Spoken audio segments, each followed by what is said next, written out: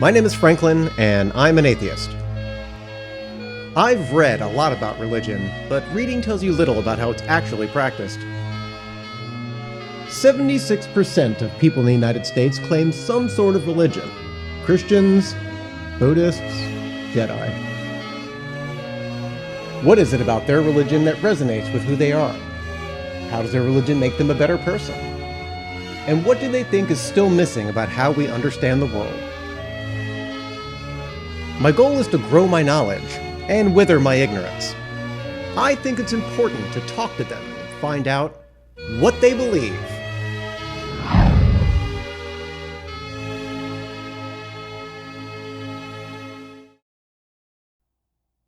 Sufis are Muslim Shiites. Sufis are also Muslim Sunnis. Sufis are also not Muslims at all. That was confusing. Tell you what, let's just ask this nice lady.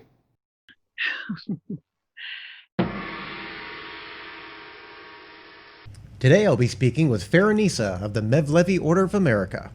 She is also a sheikh and an ordained interfaith minister with Sufi Ruhaniat international lineage of universal Sufism, as well as a healing conductor in the Dervish healing order.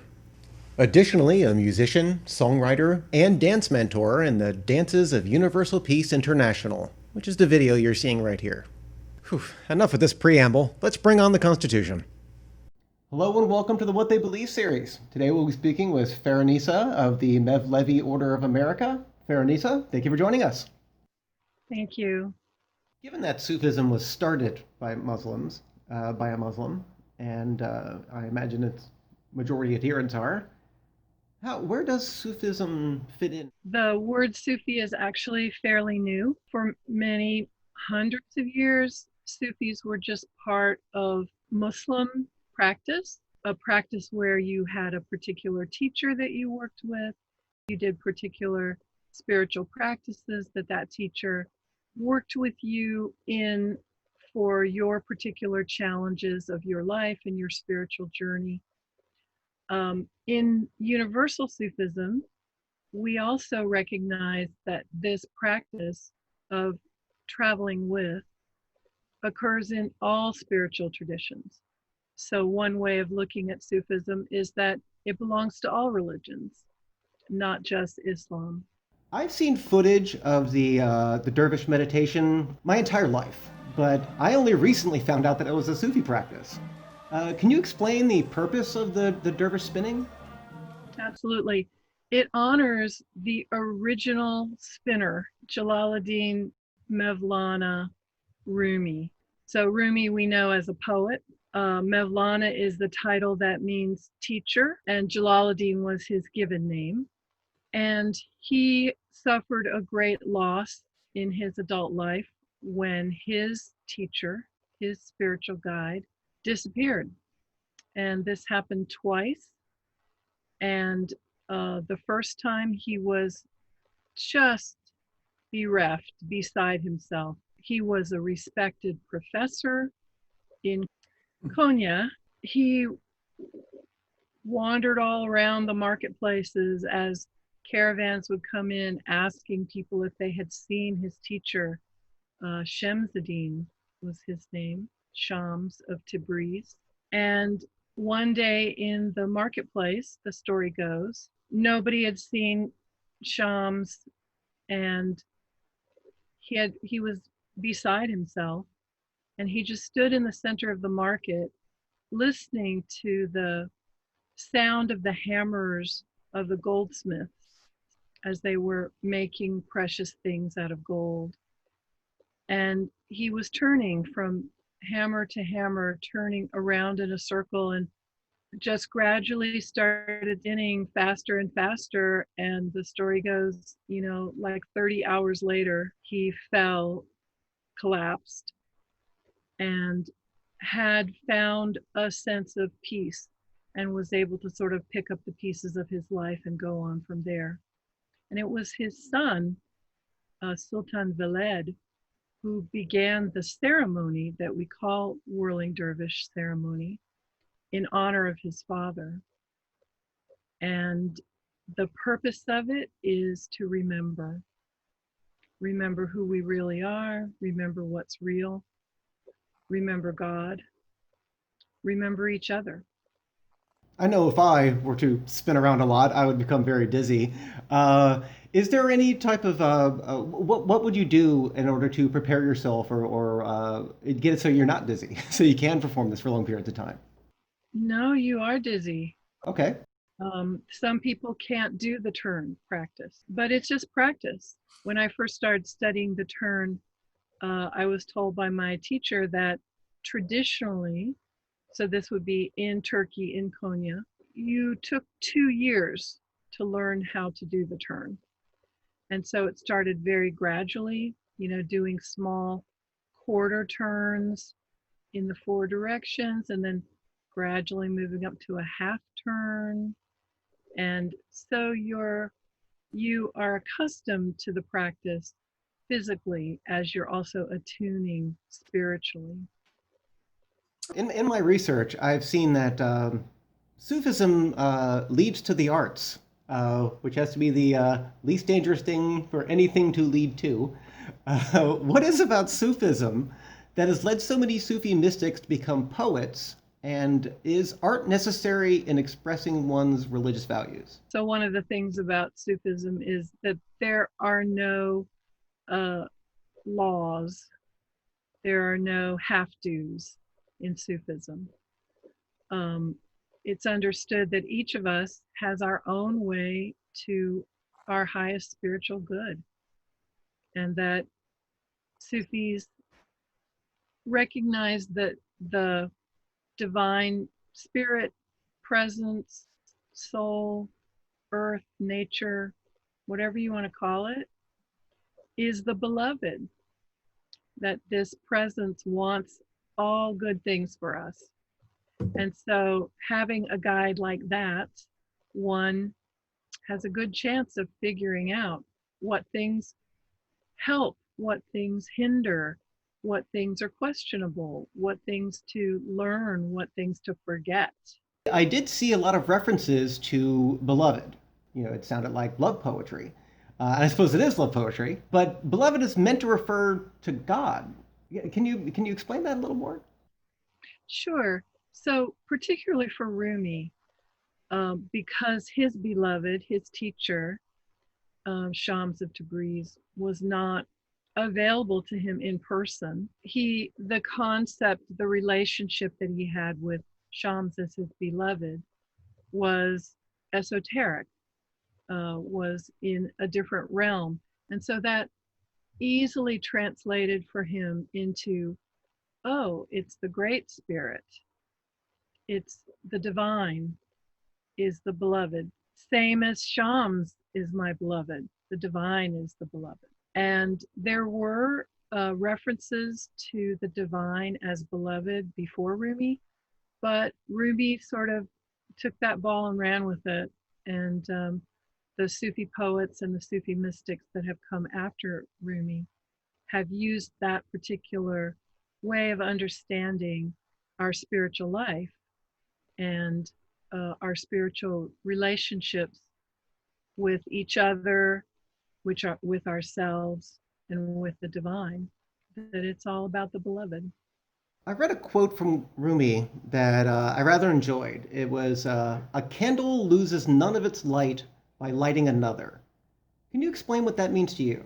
What it means to me is that we are in this world to be these candles, to first of all become radiant, to be ablaze with our love, with our passions, with our devotions, with service. So, first, we become a flame, and then our flame can lift others' flames to greater light or to be kindled in the first place.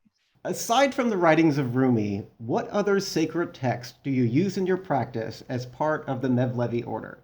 Ruhaniat, along with a number of different Sufi orders in the universal Sufism tradition, have a teacher as our progenitor who came from India in 1910. His name was Inayat Khan. and he came from a family of musicians in India. And he was told by his teacher to go to the West and to share the Sufi message of spiritual liberty. And so Inayat Khan was often called Professor Inayat Khan because he was very accomplished, both as a musician and as a lecturer, as a teacher. And through most of his life in the West, there were scribes who sat in the audience as he was speaking and wrote down word for word everything he said. So those were edited and put into 13 volumes that are called The Sufi Message of Spiritual Liberty.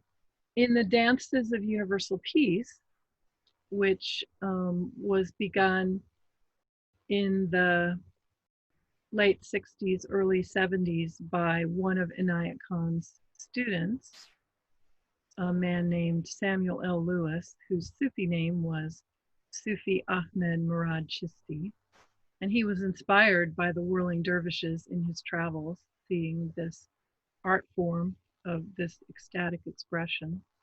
We have this student of Inayat Khan's who took the writings of his teacher, the examples of his teacher, the life of his teacher, and created his own writings. So we have lots of books, poetry, information from Sufi Ahmed Murad Chisti, Samuel L. Lewis. He used to tell people, my name is Sam, you can call me Murshid.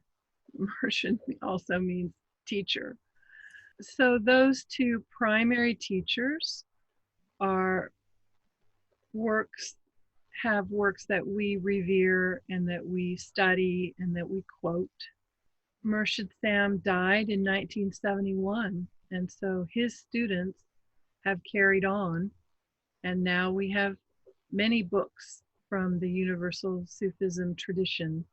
I understand that Sufism has a lot of different orders, I don't want to say the word factions. It sounds like they're against each other, and I realize that most of the time they're not. Uh, but what drew you to the orders that you were with? Yeah, the Dances of Universal Peace.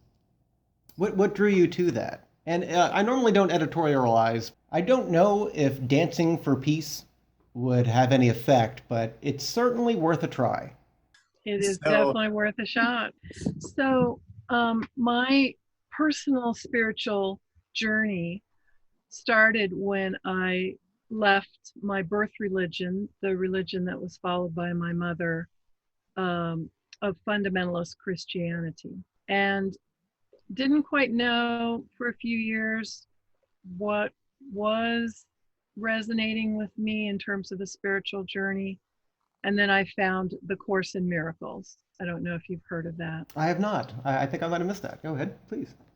So, A Course in Miracles is a channeled series of 3 books that is a dialogue, well, really a monologue from the Father, the Son, and the Holy Spirit. And what was so impressive to me about this work was that by the time I found it, after I had been exploring on my own for a couple of years, everything in it was familiar. Everything in it resonated with what I had come to understand as being spiritual truth.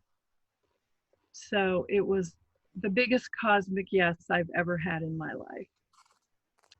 And I became a leader in the community and helped present weekend workshops. Did that for several years. And our very first one of the co-presenters with me really wanted to have some kind of movement. And he had done eurythmy as a young person in Virginia Beach. One friend of ours in A Course in Miracles said to him, oh, well, what about Dances of Universal Peace? Could we do that? I could lead some Dances of Universal Peace. So our very first Course in Miracles retreat, we had Dances of Universal Peace. And so I danced for 7 years, twice a year.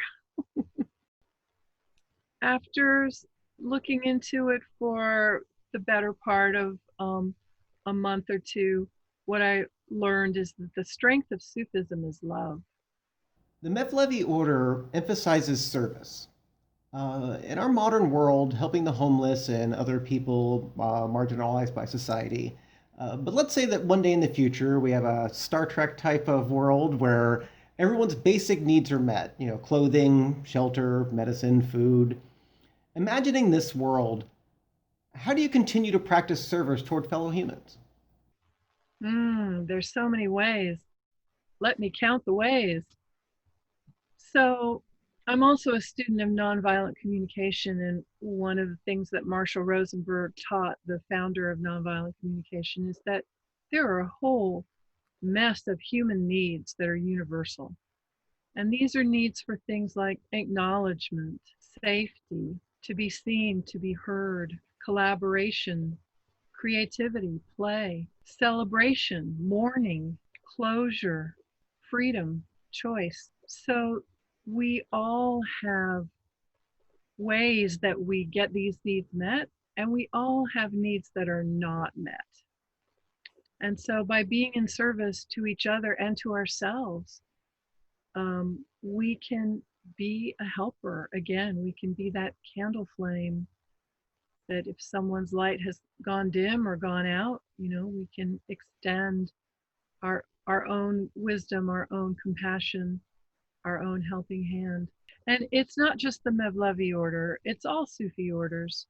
And in fact, all Muslims are encouraged and supported in being of service.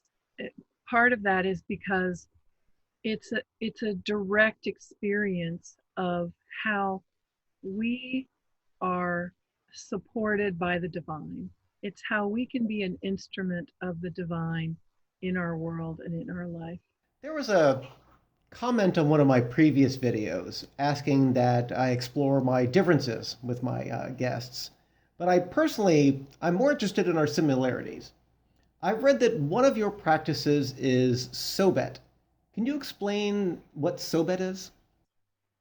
Sohbet is the word that means spiritual conversation. So a good example is as after a group, if a group has gathered and they're hearing the writings, the words of Inayat Khan or of Samuel Lewis, perhaps there's a silence that follows the reading, and then people share, what arose for them? What did they feel? What thoughts arose? What inspirations arose? Were there any questions, any realizations, any revelations? And so Sohbet, spiritual conversation, is done in a container of spiritual practice. It was the term deep listening. I really liked that term.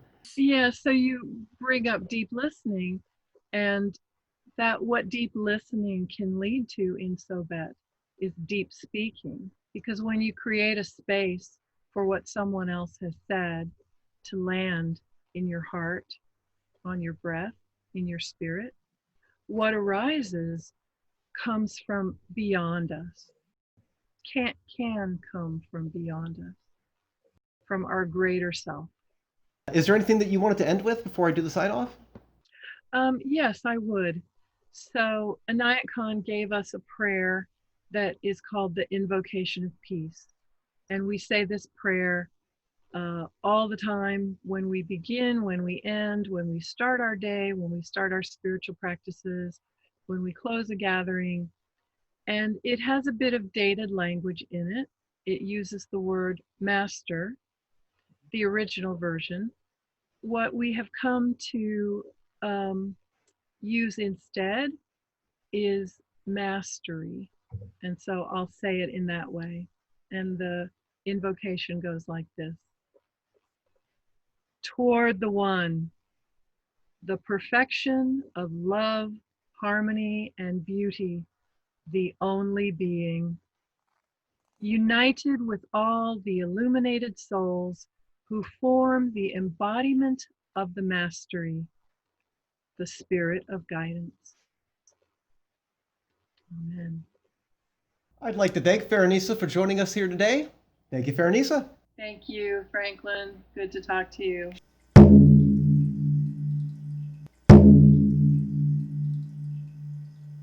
Hemmingstone is a village in Suffolk, England.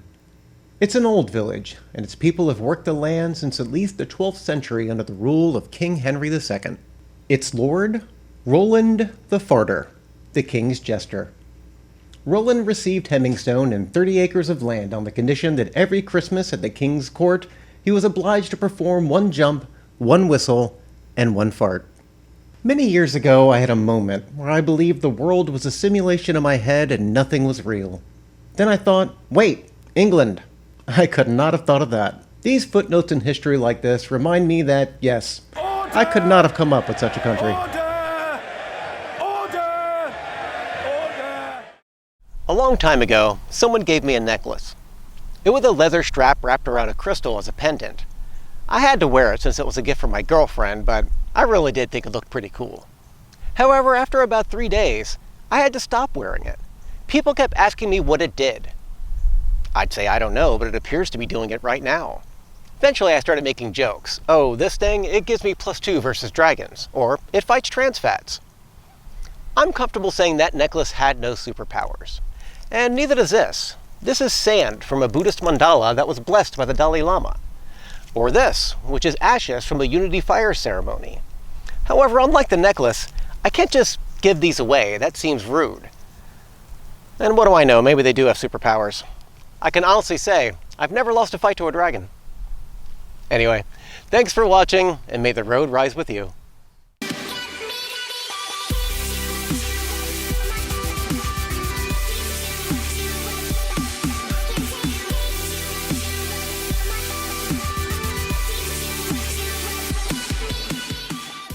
One thing, I have to commend you. I don't think you said at all. And that's the thing that I have to edit out the most is or very long silences. I just said it.